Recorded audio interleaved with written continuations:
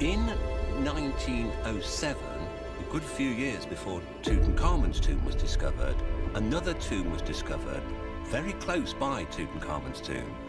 It's known only as Tomb 55 because no one really knows who the occupant was.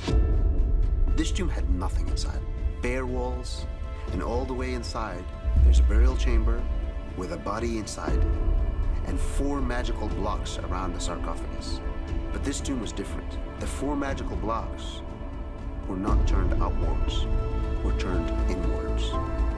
As if whoever did it didn't want to protect the mummy from the outer world, but instead wanted to protect the world from the contents of this tomb. This was done officially by the priests because there was an official seal on the door.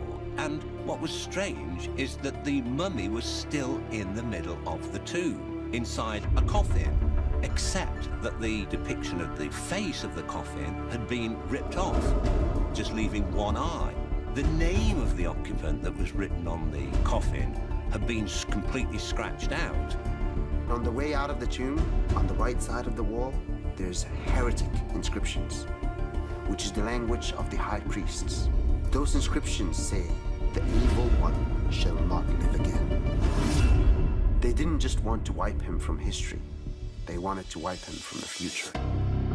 So who is the occupant of Tomb 55? We know from the records that survive from ancient Egypt, from the walls of tombs and temples, that there was a pharaoh called Akhenaten who reigned for 17 years.